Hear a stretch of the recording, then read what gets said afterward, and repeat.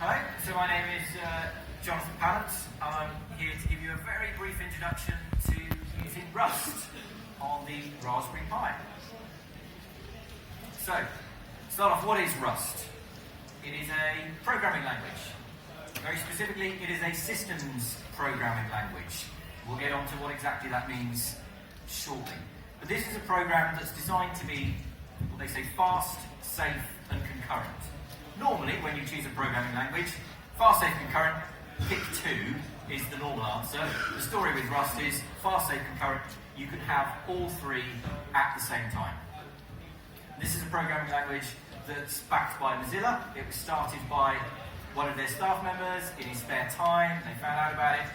And when you're developing things like web browsers, security is a problem, and speed is a problem, and concurrency is a problem as processors become more and more multi-core, multi-threaded. So this was really what they were looking for, to give Firefox a boost, and they've opened it up, made it available to everyone, and we can all enjoy it. So, new programming languages, there's loads of those already. Remember the XKCD cartoon? Said, oh, we've got 14 standards and it's a mess, and what we need is one standard to replace everything later. There are 15 standards. So why do you want to learn a new programming language? What's wrong with Python? We've heard a lot about Python today. Well, I'm afraid I'm going to be a bit mean about some of these languages, but what's wrong with Python? It's an interpreted language, so it's not fast. You write your code and it is executed by an interpreter. There is an extra layer between your code and the processor you're running on.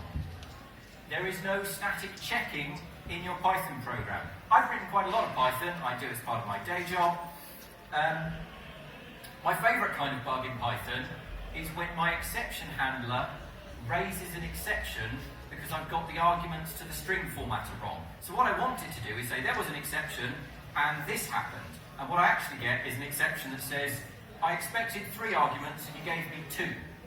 And what caused my original bug has just been completely lost. And with Rust, this is impossible, because everything is checked ahead of time by the compiler. Finding those kind of runtime issues is incredibly difficult, because you have to sort of exhaustively test your program, and in some cases that's not even possible. There's no type safety in Python. So you get an argument for a function. Maybe you have a function and it has an argument called person. Okay, so is that the person's name as a string? Is that a person row from some database table? Is that some other kind of object? It's impossible to tell from looking at the function declaration, and it's easy to get these things wrong, and you only find out at runtime. So, C, that's like the standard language, the most famous systems programming language. It's good enough for writing Unix and the Linux kernel and all sorts of stuff. So what's wrong with it? Well, every security flaw you've ever heard of. Buffer overflows, hooray, we all have a buffer overflow. We all have a buffer underflow. Use after free. C makes it so easy to get it wrong. It doesn't help you in any way. The compiler, in many of these cases, will go, yeah, looks good to me, ship it. And then you find out at runtime that you've got all these horrible problems and people are stealing secrets from your servers. See Cloudflare recently with their Nginx parser. Their Nginx plugin they wrote in C. You probably read about this in the news, that changed people's links in their web page. And there was a subtle bug in some C they'd auto-generated, which meant that very occasionally, if you had the wrong kind of HTML, it would leak a little bit of the server's memory when it served up the page. And most people didn't notice, but somebody spotted. I asked for a web page, and I got a web page, and I got 128 random bytes on the end, which turned out to contain people's passwords, the security keys for the server, and all kinds of other things that shouldn't be there. Double freeze, memory leaks, all this stuff's all horrible, and C makes it so easy to get it wrong. So what else is wrong with C? I write a lot of C. I've been doing it a long time. There's a lot wrong. Poor modularization. It's good to write software that is broken down into easily reusable components with a clearly defined interface, so you know exactly what this module is responsible for. And C makes that incredibly difficult. If my function takes a pointer, does the function I'm calling own the data? Or is it simply going to use the data temporarily and then forget about it? It's impossible to say. You have to be very rigorous with your header files. Where I work at Cambridge Consultants, we have a rigorous system of saying there's a C file here and it has a public header file that lives in this folder in this location. And if you're quite regimented about it, you can sort of work around these issues. C is really not making it easy to write good software. There's no package manager. I'm writing my C code, I'm doing some programming. What I need is a linked list. There's no command I can type to go and get a linked list library into my C code, so I'll probably go and write one from scratch. I've seen programs where actually the different authors working on it have written 3 or 4 different linked list implementations all throughout the code. They're all different, they all have their own bugs in subtle ways. There's no standard build system.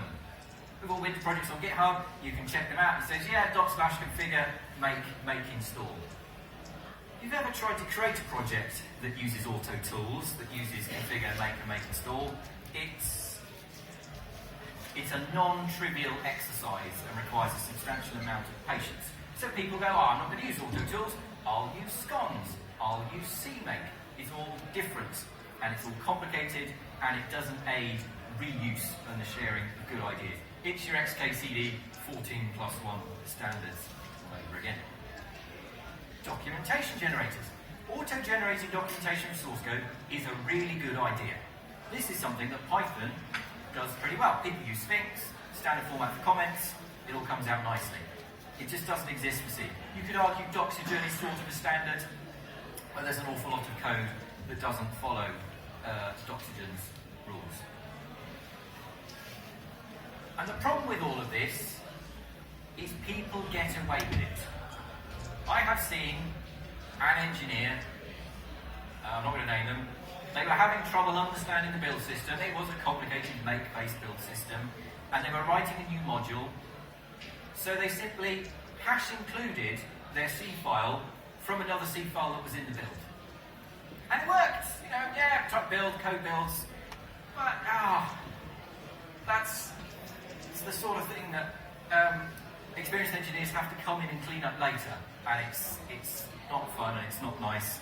But the C compiler wasn't going to tell you off for that. As far as the C compiler was concerned, absolutely fine. It's like the most lackadaisical parenting ever. I want to go play outside in the middle of the road, and then I'm going to make some toast in the bath later. Alright, yeah, whatever. Be back by 6. It's dangerous. So C++, it was the future once upon a time, right? What's wrong with C++? Well, C++, writing code in header files. Oh my goodness, who thought that was a good idea? The source code is supposed to be in the source file, and the header file is supposed to describe what the module does. Unless you're writing C++, in which case half the source code is in the CPP file, and half of it's in the header file. The compiler will then compile 16 different copies of it, and work out later that they're probably all the same, and half of them can be deleted. I've spent some time with Ganesh Drudstrup. He came and did a lecture in Cambridge, I went to see. He's got some really interesting ideas, and I like some of the things he was trying to do in C++, but the type system is, I'm afraid, insane. Strings. It's a really basic thing you want in a language. It's a series of characters. So names, whatever. In C++, you can use the std string. It's a string in the standard library, except if you fire up your debugger, standard string doesn't exist. It's an alias for standard basic string, which is typed on 3 things: a char, a traits type, which is typed on char, and, doesn't even fit on the screen, an allocator, which is typed on char. That's what the debugger knows you're using, and that's what it tells you about. So when you have problems with strings, you actually have problems with basic strings typed on char, char traits typed on char, and allocators typed on char.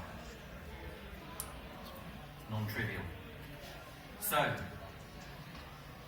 if C++ was the future, you could argue that Go is currently the future. You know, Go is the go-to language, and Java as well. I've done certainly a bit of Java, but they're not suitable for systems programming. There are no operating systems written in Java and Go because they have this runtime library that's available that requires an operating system underneath it. So you can't write your operating system on top of something that needs an operating system. They don't really give you access to pointers. So if you're doing embedded programming, they're just not really suitable at all. You can't access the hardware. You can't make those shortcuts when you need to. And they use garbage collection. So garbage collection is basically saying, I understand you are bad as a programmer at looking after memory, so don't worry about it. Throw all your trash on the floor and I'll clean it up later. The problem is that the guy whizzing around with the vacuum cleaner periodically makes a bit of a racket and disturbs everything. So garbage collection is not ideal when you're doing what I do, write satellite modems and things with incredibly tight latency constraints. As I said, yeah, these rely on an operating system. So, I have now trash talked every programming language going. I'm going to explain why Rust is the answer. So Rust takes the best bits of these languages and it produces one super language. So, it has a built-in package manager. After spending some time with Rust, you'll very quickly realise it is incredibly pun-heavy. So a module in Rust is known as a crate, and the system they use for building crates and moving them around is called Cargo. Cargo is a great tool. It's the standard tool. Everybody uses it. There's no 14+1 standards. Everybody uses Cargo to build their Rust. And it has things like a built-in documentation generator. You just type cargo doc, and beautiful HTML documentation comes out. It's what they document their own API with. So it's a standard, and it's consistent. There's built-in code formatter. So no arguments about, how should your code be formatted. You just type cargo install Rust format, and you type cargo format, your code will look beautiful. It has a proper module system. So here it's more like Python, in that you can have nested modules, and modules can contain modules, and you can expose a public interface, and you can keep all the private things private. You're not forced to make things public just because they're needed elsewhere in your module. You can write good, tidy software. It does all of these things, but it also gives you access to raw hardware. I've got some examples where you can write Rust code and run it on a Cortex-M4 or Cortex-M3. So, low-level, embedded systems, Rust is ideal for that as well. Because it gives you as much or as little runtime as you want. If you want to do threading and file I/O and sockets, it's all there available in the standard library. If you want to do embedded systems, you can ignore that standard library and go to a subset known as core. And core is literally about addition and subtraction and handling pointers and a bit of memory management. So it's just the fundamentals you need. So you can use as much or as little as you need. You don't have to make that choice between Go and C. You can have a language that suits both. And this is, I think, the really critical one here. Rust is type safe. We said in Python you have this problem if an argument is a named person, we don't know whether it's a string or a person object of some type. And in C, there's some type safety there, but if you sort of cast from an enumerated type to an integer, the compiler doesn't care and says, yeah, whatever, that's fine.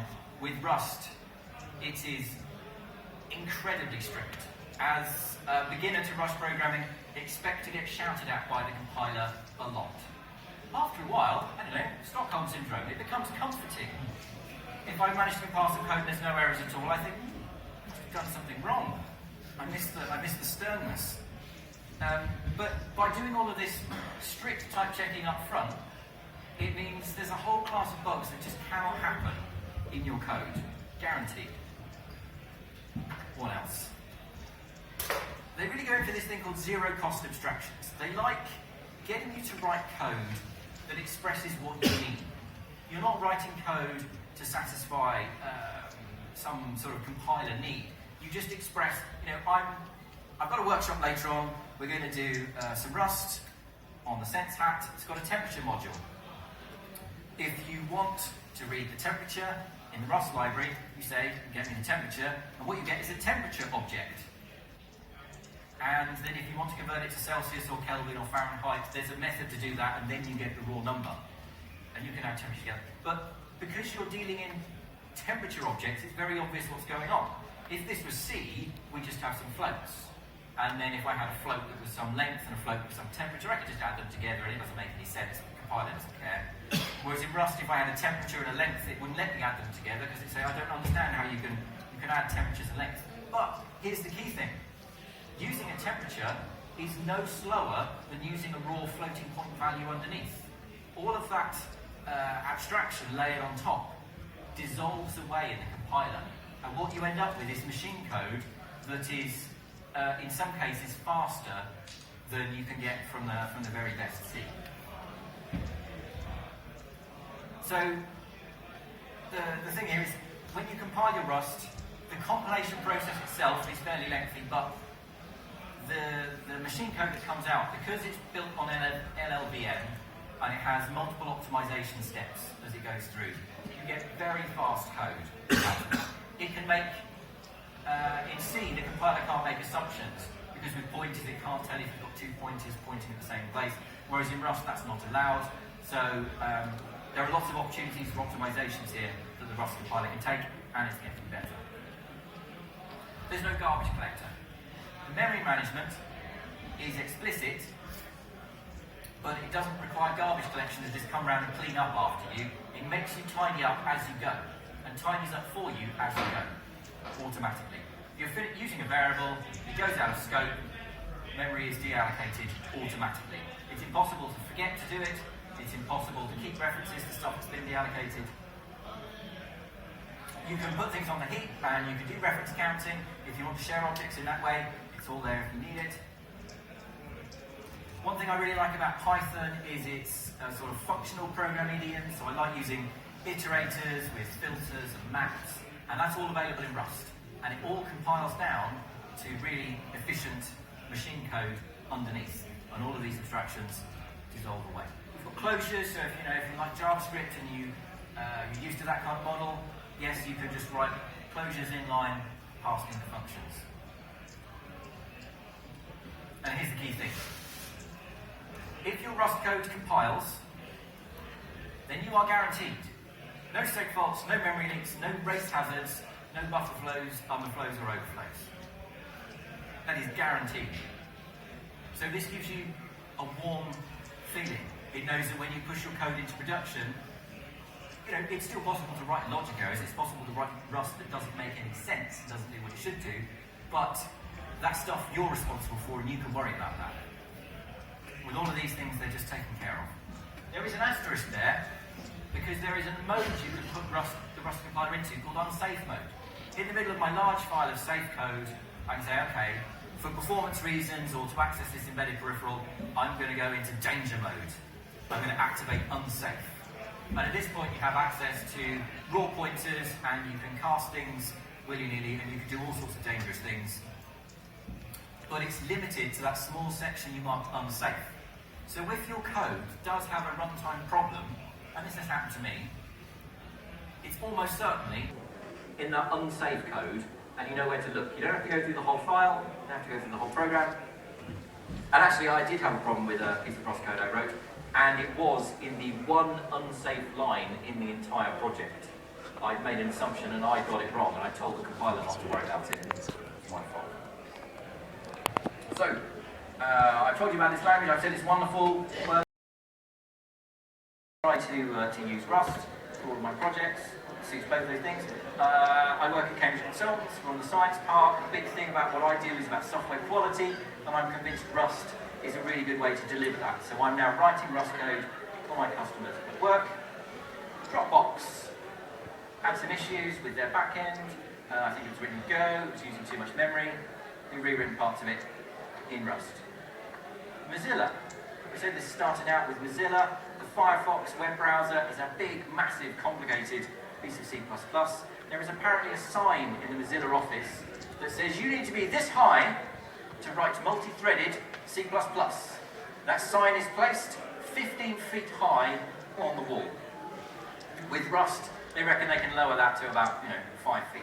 So they are rewriting parts of Firefox in Rust. That project is called Servo, and they're porting bits of their servo engine back into mainline Firefox. If you're running Firefox at the moment, it has Rust code inside it. And you didn't notice, because of course it works perfectly. OpenDNS, big security problem. rewriting parts of their backend in Rust. Someone's trying to write an entire operating system in Rust. They have a kernel, a user land, a desktop, a windowing system, font renderers. World's fastest font renderer for true type fonts happens to be written in Rust. So check out Redux. That's crazy what those guys are trying to do. Just inventing the entire world from scratch. How do you get started? Visit rust-land.org. There's an installer there, and you can work through it. Or, if you're booked into the workshop, come and see me later. If you're not booked into the workshop, have a look at my GitHub. You can download the workshop starter materials, and you can work through it yourself. And we'll be using the wonderful Sense Hat. Where else can you go? There is a very good book. There is a very good forum. There's Reddit. Come and see me afterwards. I can give you a link to these slides. They're on my website, thejpeterson.org.uk, so you can get all these links. There's a little video I put on YouTube trying to share with my colleagues at work about the wonders of Rust. I'm blogging about this stuff, or come and see me outside. All right, that'll do. Thank you very much.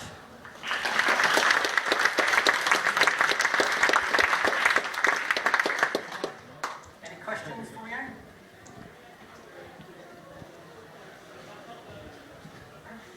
Oh, yes. Yeah, absolutely. So one thing I didn't touch on, Rust's got this sense of tracking where memory's in use. And so it's very, very good for multi-threading because it's impossible to get those sort of data hazards where two threads update the same variable at once. It forces you to either share the data in a read-only way or put a mutex around them. It's basically impossible to mess it up. So very good for that. Another question up here? So how steep was the learning curve when you had somebody introducing them to Rust versus an interpreted language like Python? So yeah, Rust does have a relatively steep learning curve, but actually I'm starting to see people do Rust as a first language, because why learn C and learn how to do it the hard way and the wrong way, and then learn Rust? And actually, as I hope to demonstrate in my workshop, it's possible to write some rudimentary Rust in a simple fashion. It's sort of like writing rudimentary Python, but it's guaranteed to work. So yeah, it can work as a first language, but be prepared for the compiler to shout at you. Okay, well, thank you.